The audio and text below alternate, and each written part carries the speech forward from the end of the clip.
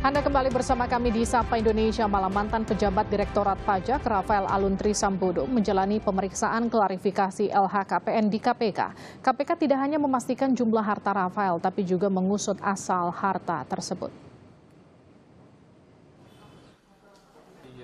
Mantan pejabat Direktorat Pajak Rafael Alun Trisambodo mendatangi gedung KPK. Rafael menjalani pemeriksaan untuk mengklarifikasi harta kekayaannya yang tercatat di LHKPN. Dalam LHKPN 2021 tercatat harta Rafael mencapai 56,1 miliar rupiah. Deputi Pencegahan dan Monitoring KPK Pahala Nainggolan menjelaskan pemeriksaan KPK terhadap harta Rafael tidak hanya memastikan jumlah harta, tapi juga mengusut asal harta tersebut. Jika ditemukan bukti adanya penyimpangan, akan ditindak. Berapapun hartanya silakan aja ditaruh di LHKPN. Nggak ada kesalahan orang kalau punya hartanya tinggi, sepanjang asalnya bisa dipertanggungjawabkan. Nah ini karena orang hartanya besar, kita cari pertanggungjawaban asalnya, gitu ya. Kalau asalnya degratifikasi, pas buktinya ada, pasti kita pindahkan ke teman-teman di penindakan, gitu. Jadi target kita bukan sekedar mengklarifikasi ini hartanya benar apa enggak, tapi asalnya dari mana. Kalau asalnya bisa dipertanggungjawabkan, kalau di LHKPN kan asal harta kan cuma disebut waris, hibah dengan akta, hibah tanpa akta, hasil sendiri. Cuma itu aja. Nah ini yang kita dalam ini sekarang, termasuk laporan PPATK kita baca, mau dia pakai apa gitu, kita baca sekarang. Ya, tapi targetnya sekali lagi bukan hanya meyakinkan bahwa hartanya 51 miliar, tanahnya itu ada semua, lantas yang lainnya oke gitu, enggak gitu. Kita cari asalnya sekarang. Makanya jadi agak lama karena kita cari asalnya, dan ini periodenya panjang ke belakang. PPATK seperti saya bilang 2003 transaksinya udah disebut, walaupun dia belum wajib lapor. Kira-kira itu ya. Terkait kendaraan mewah yang dipamerkan anak Rafael, Pahala Nainggolan menyebut mobil Jeep Rubicon bukan atas nama Rafael. KPK juga menemukan alamat pemilik STNK berada di gang sempit di Jakarta.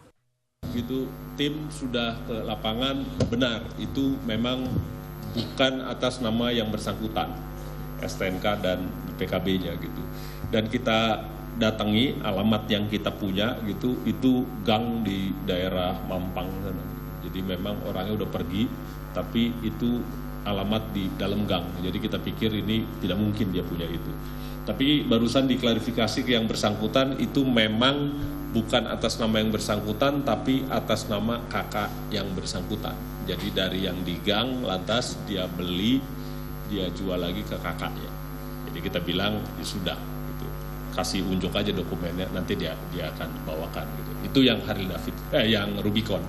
Yang Harley Davidson karena nggak ada plat nomornya, kita juga nggak bisa cari kemana-mana. Sebelumnya, Menko Polhukam Mahfud MD meminta agar dugaan pencucian uang Rafael Alun diusut tuntas. Yang tidak sesuai dengan profil pekerjaan yang bersangkutan, yang sejak tahun 2012 saya punya suratnya dari Kejaksaan Agung dan dari PPATK, itu sebenarnya tahun 2013 berdasar surat yang dibuat tahun 2012 dari Kejaksaan Agung. Kemudian 2013 PPATK sudah berkirim surat ke KPK tentang adanya beberapa hal yang diduga pencucian uang dan proses didapat yang tidak sah oleh saudara Alun sebagai orang tuanya. Ini bukan karena kita benci, bukan karena kita dendam, tetapi kita mau menegakkan hukum dan mendidik masyarakat di negeri ini. Harta kekayaan Rafael Alun menjadi sorotan setelah terjadi kasus penganiayaan berat yang dilakukan anaknya Mario Dandi. Di media sosial, Mario diduga sering memamerkan harta kekayaannya, termasuk mobil mewah Jeep Rubicon dan motor Harley Davidson. Tim Liputan, Kompas TV. Saudara, apakah ada sanksi bagi ASN yang pamer harta? Apa yang perlu dievaluasi dari pelaporan harta pejabat publik agar tak terjadi penyelewengan? Kita berbincang dengan anggota Ombudsman RI, Robert Naendi Jaweng. Pak Robert, selamat malam. Pak Robert, mungkin masih di mute sambungannya, boleh tolong diperbaiki, Pak? Saya juga akan sapa Wakil Ketua Komisi Aparatur Sipil Negara KASN, Pak Tasdik Kisnanto. Pak Tasdik, selamat malam. Selamat malam, Mbak Widya. Pak Tasdik, saya mau minta komentar Anda dulu soal pengunduran diri yang ditolak oleh Kemenkyu. Iya. Apa yang diputuskan oleh pimpinan Kemenkyu menolak pengunduran diri, saya rasa itu sudah sesuai dengan ketentuan, terutama PP nomor 94 tahun 2021. Jadi karena memang ada kebutuhan untuk proses pemeriksaan terkait dengan masalah kecurigaan, dugaan pemilikan harta kekayaan yang tidak layak, maka keputusan untuk menolak atas pengunduran diri ini saya rasa sudah sesuai dengan ketentuan perundang-undangan yang berlaku. Pak Tasdik, tanggapan Anda soal ASN yang kemudian suka pamer harta serta dugaan harta yang dimiliki tidak wajar oleh Alun? Iya. Jadi ini masalah perilaku ya, masalah perilaku terkait dengan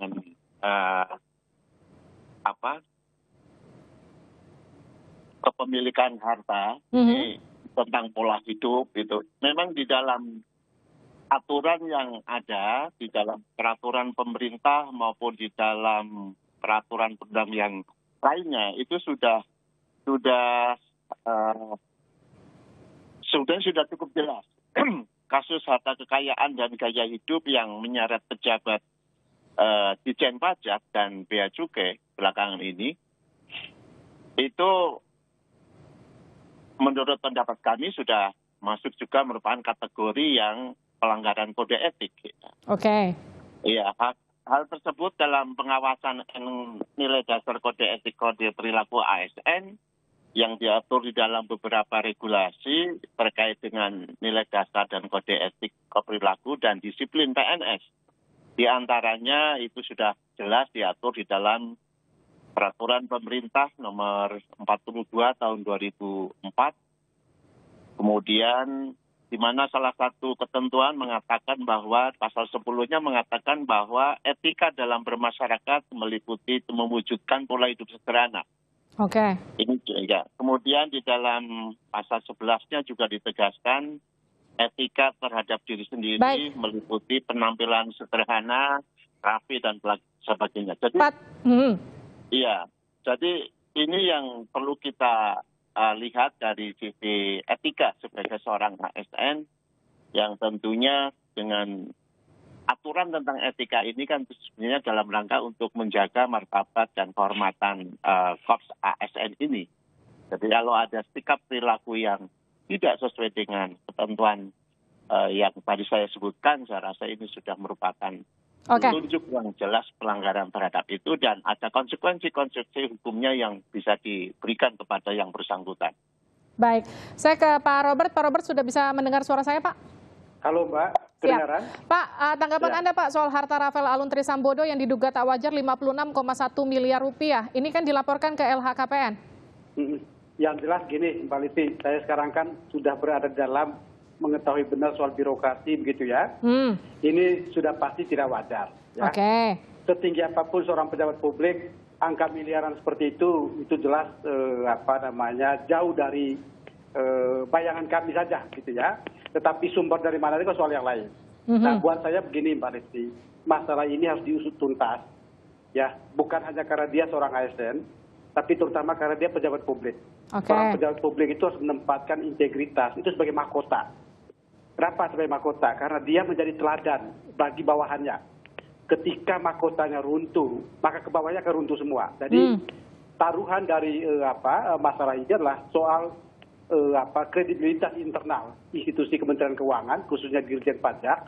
Tetapi juga jangan lupa, Dirjen Pajak ini adalah dirjen yang sangat strategis, dirjen pelayanan publik, lewat pemungutan pajak. Jantung dari suatu pelayanan publik itu kepercayaan publik. Jika publik tidak percaya, ada distrust dari publik terhadap kementerian ini, maka saya kira memang harus dimitigasi risikonya agar tidak kemudian terjadi hal-hal yang tidak kita inginkan, termasuk orang tidak lagi membayar pajak misalnya. Maka saya kira tindakan yang sangat penting yang dilakukan oleh Kementerian Keuangan selain yang jangka pendek, memadam kebakaran dalam artian kasusnya ini harus selesai, tapi juga perbaikan sistemik jangka panjang. Pak Robert, saya izin jeda sejenak Pak Tasdik juga untuk kumandangkan azan maghrib untuk wilayah Jakarta dan sekitarnya. Selamat menunaikan ibadah sholat maghrib untuk Anda yang berada di wilayah Jakarta dan sekitarnya. Apa yang perlu dievaluasi dari pelaporan harta pejabat publik agar tak terjadi penyelewengan? Masih bersama kami, anggota Ombudsman RI Robert Naendi Jaweng, serta Wakil Ketua Komisi Aparatur Sipil Negara KASN Tasdik Isnanto. Pak Robert lagi, artinya evaluasinya mulai dari mana? Karena jelas kasus ini kemudian mencoreng citra pajak karena ketika momentumnya bertepatan dengan lapor pajak yang harusnya dilakukan masyarakat, kemudian muncul berbagai asumsi ngapain kita lapor pajak kalau ternyata pajak kita juga masih mungkin untuk diselewengkan. Ya, evaluasinya tentu harus komprehensif ya untuk menjawab pertanyaan sederhana ini, Pak Livi. Apakah kasus ini adalah kasus yang sangat terbatas, kasus tunggal bahkan, atau jangan-jangan ini hanya puncak dari gunung es? Jangan-jangan ini membuka kotak Pandora di mana di dalamnya masih ada lagi yang perlu untuk didalami, gitu kan?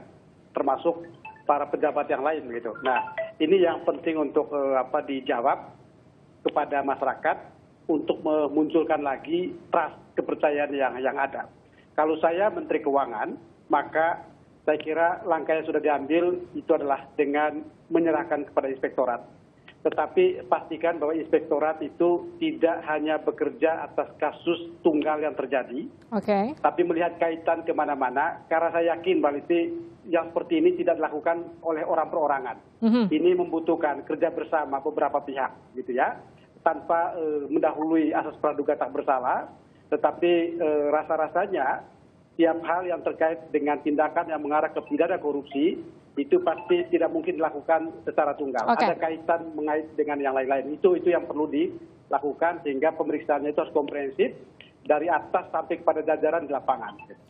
Pemeriksaannya harus komprehensif. Ini saya tanyakan ke Pak Tasdik. Pak Tasdik, kalau kemudian ada satu pihak melihat ini dinilai tidak wajar, hartanya 56,1 miliar rupiah. Tapi satu sisi lagi, kalau memang betul-betul tidak wajar, buat apa dilaporkan ke LHKPN sebesar itu, 56,1 miliar rupiah. Dan memangnya salah kalau ASN itu kaya, tanda kutipnya, dengan punya harta sebesar itu, meskipun dinilai tidak wajar. Menurut Anda, Pak Tasdik?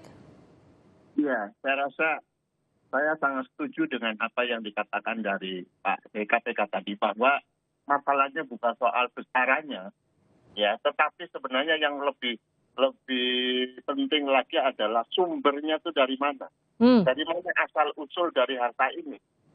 Itu yang penting untuk diungkap terkait dengan masalah tadi, jumlah harta yang dimiliki oleh saudara Rafael yang dinilai tidak wajar, tidak layak sebagai seorang ASN. Nah, sekarang KPK sedang melakukan penelitian untuk kaitannya dengan masalah asal-usul dari sumber harta kekayaan ini. Dari mana? Dengan cara apa itu diperoleh? Dan ini juga pada momen ini kita juga harus bisa menarik satu hikmah dari kasus ini. Jangan-jangan seperti yang tadi disampaikan oleh Pak Andi Jaweng bahwa jangan-jangan ini adalah masalah yang ada di permukaan. Jangan-jangan ini perlu dikembangkan, perlu diteliti seberapa jauh masalah ini terkait dengan yang lain-lain. Nah, ini juga penting untuk diperhatikan. Jadi jangan sampai kemudian membuka kotak Pandora, ternyata banyak juga masalah-masalah serupa yang ada di dalam, begitu ya? Iya, betul. Jadi memang harus begitu, dan ke depan bagaimana upaya yang harus diperbaiki dalam sistem pengawasan internal, supaya ke depan bisa tercegah dari kejadian-kejadian kasus-kasus seperti ini. Saya ke Pak Robert. Pak Robert, lapor LHKPN aja cukup? Karena kan kalau lapor LHKPN itu kan sanksinya hanya administratif, tidak ada sanksi pidana, kecuali memang setelah diusut ditemukan ada dugaan pencucian uang dan terbukti dan segala macam unsur korupsi mungkin di dalamnya. Ya, laporan itu sendiri adalah proses administratif biasa sebenarnya, Pak Alifi ya. Tetapi disitulah dituntut kejujuran, integritas seorang pejabat. Tetapi bila kemudian ternyata kan KPK tidak hanya kemudian mendiamkan saja laporan yang ada, pasti juga akan dilakukan berbagai upaya untuk menindaklanjuti jika ditemukan tidak saja jumlah kekayaan yang fantastis, tetapi juga ada kecurigaan terhadap asal-usul tadi, maka saya kira KPK itu pasti punya cara untuk mengembangkan ke hal-hal yang mungkin sifatnya ke penindakan. Gitu. Jadi memang administratif dan tidak ada sanksi bahkan begitu. Tetapi ini kan adalah dokumen dasar, bahan dasar bagi KPK untuk dikembangkan ke yang lain-lain. Dan saya kira itulah yang terjadi dengan beberapa upaya penindakan yang terjadi selama ini, termasuk yang OTT juga. Baik, terima kasih Pak Robert Andi Jaweng dan juga terima kasih juga Pak Tasdik telah bergabung bersama kami di Sapa Indonesia Malam.